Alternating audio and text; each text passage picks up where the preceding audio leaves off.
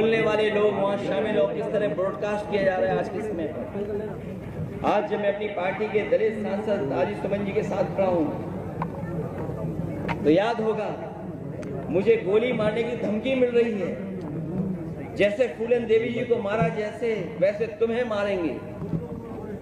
आखिरकार कौन है इनके पीछे?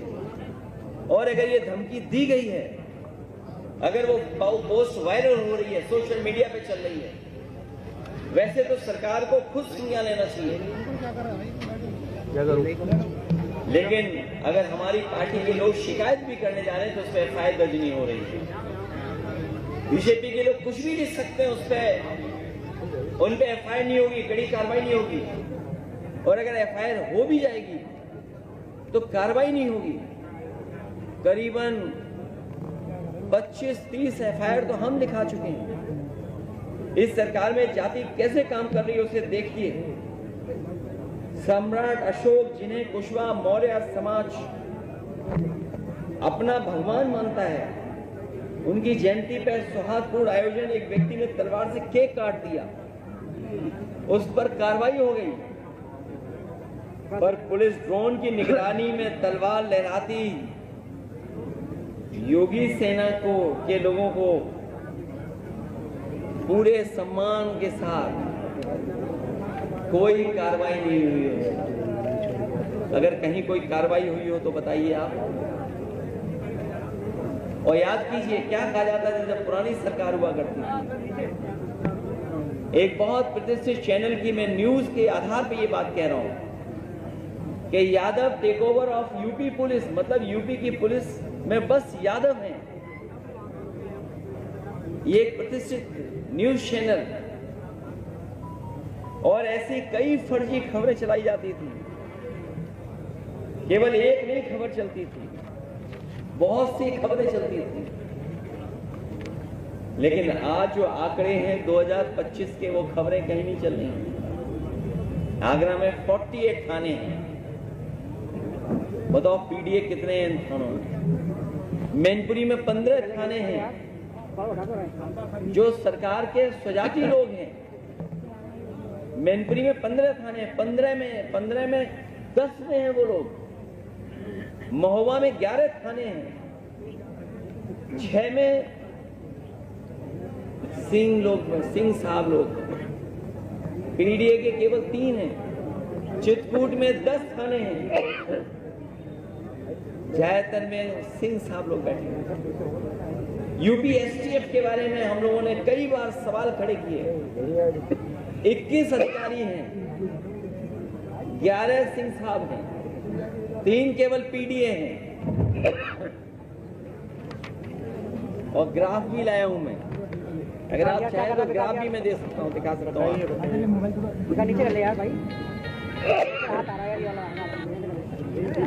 अगर आप चाहोगे तो मैं ग्राफ भी दिखा सकता हूं। मैं जानता हूं कई चैनल अपने आप ग्राफ को कवर कर रहे हो।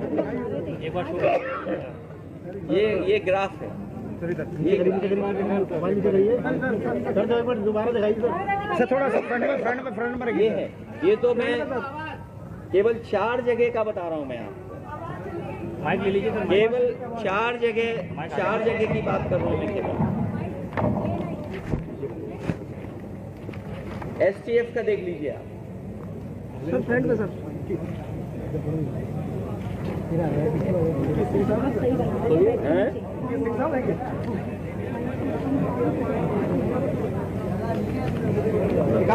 नीचे कर ले भाई। इसलिए मैं कहना चाहता हूं, जो बात मैंने पहले कही मैं फिर कहता हूं,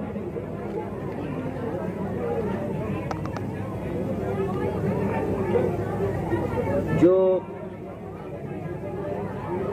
तथाकथित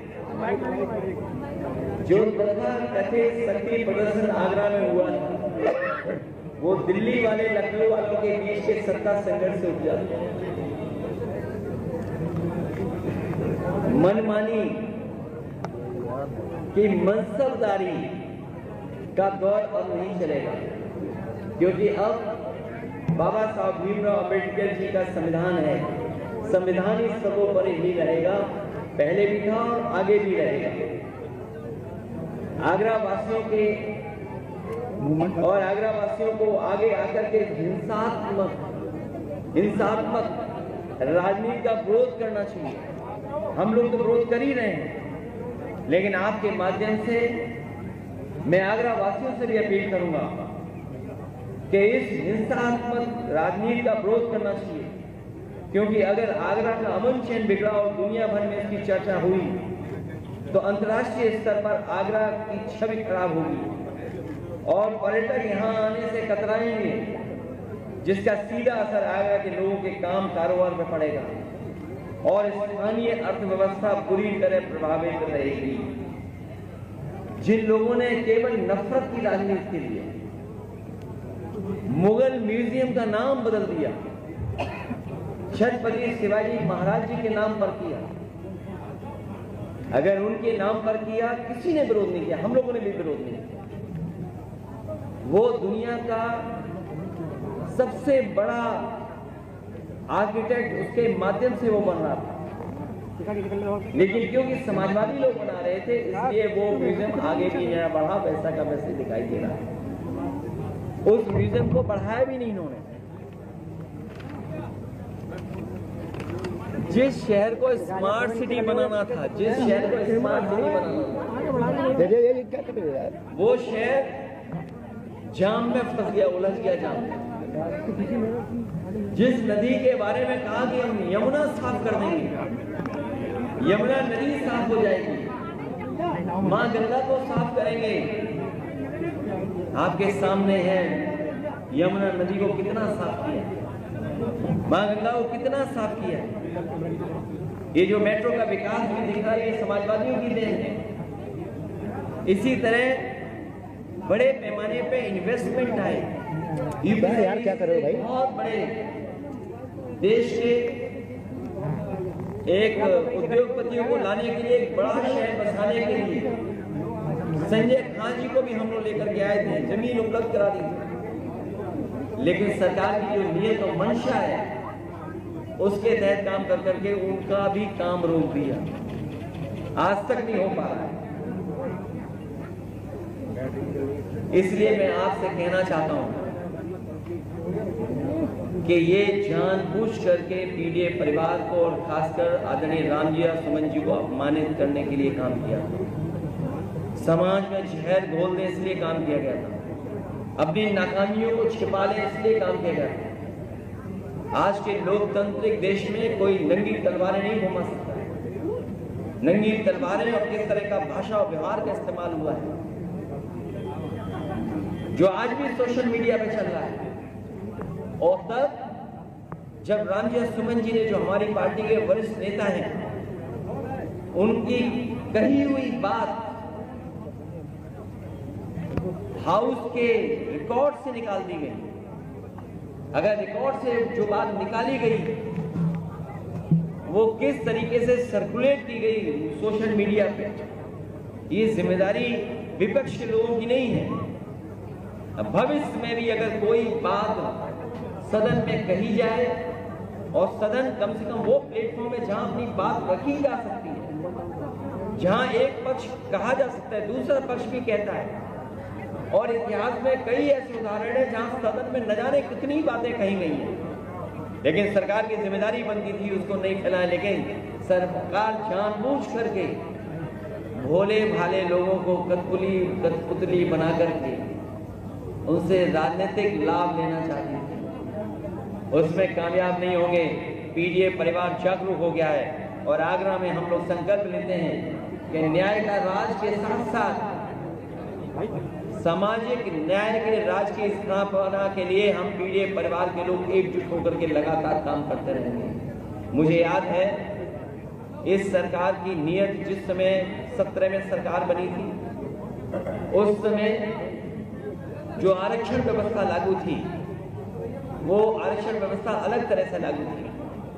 सुप्रीम कोर्ट के निर्देश और फैसले के बाद आरक्षण व्यवस्था और तरीके से लागू की गई थी। मुझे याद है कि जो मेरिट से भर्ती हुए थे नौजवान, उनका रिजल्ट कोर्ट में उलझा हुआ था। कोर्ट से जब फैसला आया और रास्ता साफ हुआ तो रिजल्ट डिक्लेयर हो गया, क्योंकि रिजल्ट पुरानी आरक्षण व्यवस्था के तहत हुआ था। इसलिए बड़े पैमाने पर पिछले दलित बच्चे जनरल में नौकरी पा गए थे, लेकिन इस सरकार ने 4 दिन बाद रिजल्ट बदल दिया और उसका परिणाम यह हुआ कि पिछले दलित और आदिवासी बच्चे जो जनरल में आ गए थे उन्हें अपनी कैटेगरी में भेजा गया और उस कैटेगरी भेजने की वजह से 1700 बच्चे पिछड़े और दलित और आदिवासी नौकरी से बाहर कर दिए गए थे।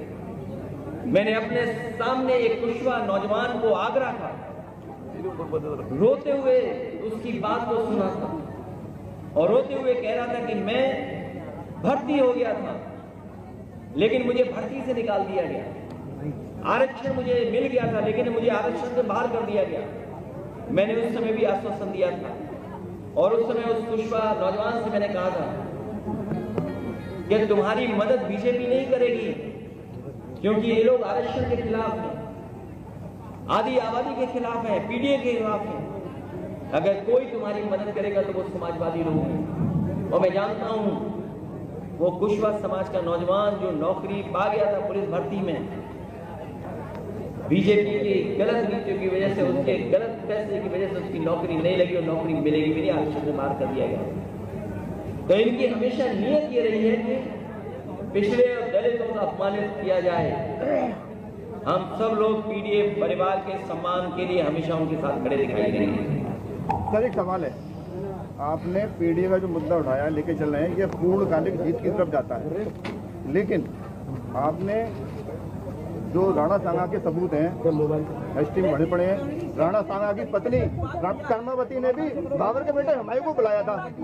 ये जो है ना पन्ना धाये के पन्ना मैंने आपसे कहा और मैंने लोकसभा में भी कहा और कई मौकों पर मैंने कहा, तो आप इसे सर इस मुद्दे मैं कई मौकों पर कहा जो इतिहास हमें आगे न बढ़ाता हो, जो इतिहास हमारे आपके बीच में दूरियां पैदा करता हो, जो इतिहास समझने से हमारी प्रोग्रेसिव पॉलिटिक्स को ठेस पहुंचती हो, उस इतिहास को इतिहास ही रहना चाहिए।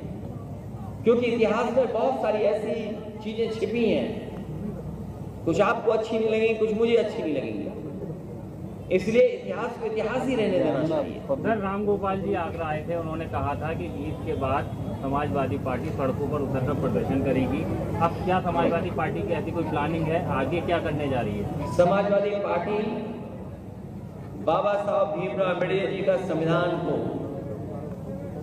और जो हमें लोकतंत्र में अधिकार मिले हैं, उन अधिकारों के तहत हम लोग आगे बढ़ रहे हैं और हमें पूरा भरोसा है अपने संविधान पर और कानून पर। जिन्होंने तलवारें लहराई, जिन्होंने सुना है कि बहुत सी तैयारी के साथ कुछ कुछ रख कर के लाए थे और जिन्होंने गालियां दी हैं जो आज भी सोशल मीडिया पे चल रही हैं, उनके खिलाफ कार्रवाई होगी। हम लोग कानून मानने वाले लोग हैं, बीजेपी कानून मानने वाली नहीं है। बीजेपी अधिकारों को छीनने वाली है, संविधान पे चलने वाली नहीं है। सर राणा सांगा वर्सेस बाबर की लड़ाई का अंत आज हम माने कि आगरा से हो चुका है। समाजवादी पार्टी दलित विरोधी हॉस्पिटलों के नाम अम्बेडकर राणा सांगा वर्सेस बाबर की इस लड़ाई का अंत समाजवादी पार्टी यहाँ से कर दे रही है आज।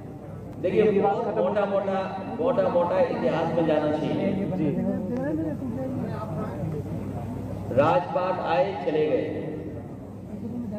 कभी किसी का राज था, मुगलों ने राज कर दिया, फिर मुगलों का राज चला गया, अंग्रेजों ने राज कर दिया, फिर हम सब हिंदुस्तानी मिलकर के अंग्रेजों को हटा दिया, अब फिर हम सब लोगों को मिलकर के भारतीय जनता पार्टी बना।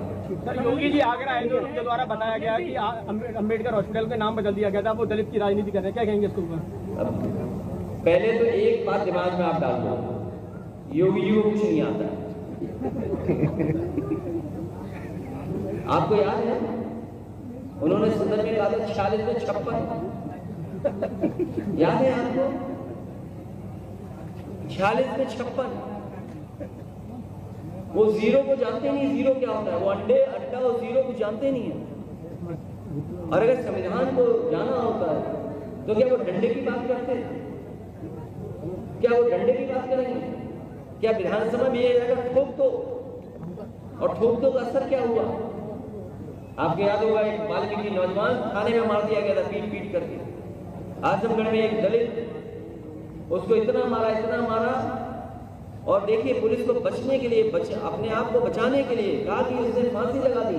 और फांसी किससे दिखाई पुलिस ने? नाड़े से और पतली रस्सी से। अभी एक उपाध्याय, गरीब ब्राह्मण, बस्ती में पीट पीट करके मार दिया गया थाने में। तो ये ठोको नीति का असर नहीं है। सच्चाई ये है कि दिल्ली और लखनऊ की लड़ाई में भोले भाले लोग तलवारें लेकर के निकले। अखिलेश जी मुर्शिदाबाद लगातार जल रहा है। भाजपा का कहना है कि हिंदू विरोधी है सपा। सर केंद्र में आप मुर्शिदाबाद लगातार चल रहा है और भाजपा साफ कहती है कि हिंदू विरोधी है समाजवादी पार्टी।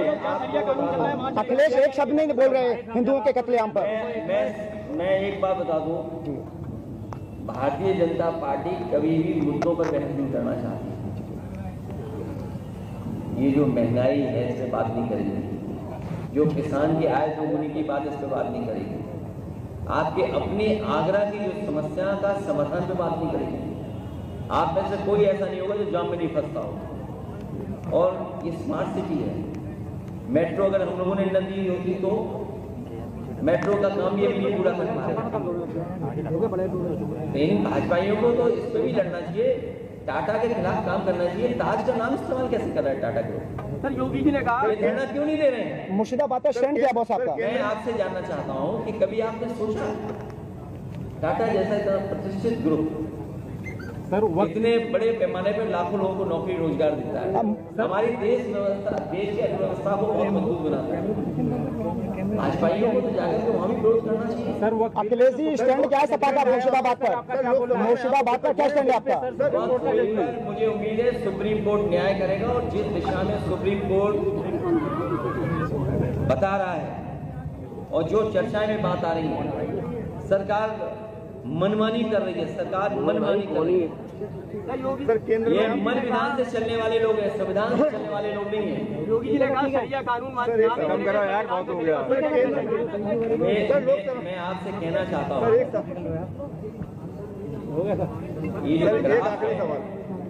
ये ग्राफ को जरा ध्यान से पढ़ लो, देख लो, आपको सब समझ में आ जाएगा। सर एक सवाल, अगर ये नहीं समझ में आ रहा हो तो फिर मैं और क्या चर्चा करूं? क्यों दलित परिवार जो पिटा है उससे मुलाकात करेंगे आप? क्या दलित परिवार जो पिटा है वो संसद में आप सेकंड सबसे बड़ी पार्टी हो, दलित परिवार से आप बात विपक्ष में आप विपक्ष में दे रहे हैं आप, तो कांग्रेस इस मुद्दे पर आपका साथ नहीं दे रही है, इसमें आप क्या कहेंगे? सदन में तो साथ दिया होगा। अखिलेश जी दलित परिवार आगरा में पिटा है, उस पर हम मुलाकात करेंगे आप? नहीं, साथ दिया। ये लड़ाई बड़ी है, ये लड़ाई बड़ी है, और इस पे पूरा साथ मिला है इंडिया गठबंधन का। क्षत्रिय करनी सभी दलों का साथ मिला है।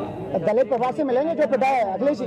दलित हम अपने तरीके से सजा देंगे। अखिलेश जी जो दलित नाम बदल दो, हमारे मुख्यमंत्री जी नाम बदलते हैं। अखिलेश जी जो दलित के जमाने में वो एक फौज बना के रखते थे अपने विपक्ष के लोगों की आवाज दबाने के लिए। अखिलेश जी जो दलित परिवार पिटा है आगरा के अंदर, उससे मुलाकात करेंगे आप? हमारी पार्टी के लोग मिलेंगे क्योंकि मथुरा का दूल्हा था। सर बीजेपी बोल रही है कि रामजी लाल जी के बयान को समाजवादी पार्टी राजनीतिक फायदे के रूप में इस्तेमाल कर रही है। तो उनका नाम राम जी है, तो राम है उनके नाम, तो मैं नाम उठा रहा हूँ राम। ये क्या बात है? क्या स्वीकार करेंगे कि उनके नाम में राम है? ये भारतीय जनता पार्टी वो लोग हैं, अगर इनको छू लो तो गंगा जल से धोएंगे ये लोग। ये छूना स्वीकार नहीं करते। ये सदियों से समाज अपमानित हुए, हजारों साल से, और आज भी अपमानित करते हैं भारतीय जनता पार्टी। जिस मंदिर में मैं गया उस मंदिर को गंगा जल से धुलवा दिया, आपके आवास को भी धोया गया था। तो आप भारतीय जनता पार्टी को समझ लीजिए, ये वर्चस्ववादी प्रभुत्ववादी लोग हैं, ये कभी भी स्वीकार नहीं कर सकते हैं ये सदियों पुरानी रूढ़िवादी व्यवस्था को लागू करना चाहते हैं। बहुत हो गया। मैं धन्यवाद देना चाहता हूँ अपने पत्रकार साथियों को। इतनी गर्मी और तकलीफ में भी आप लोग रहे। ठीक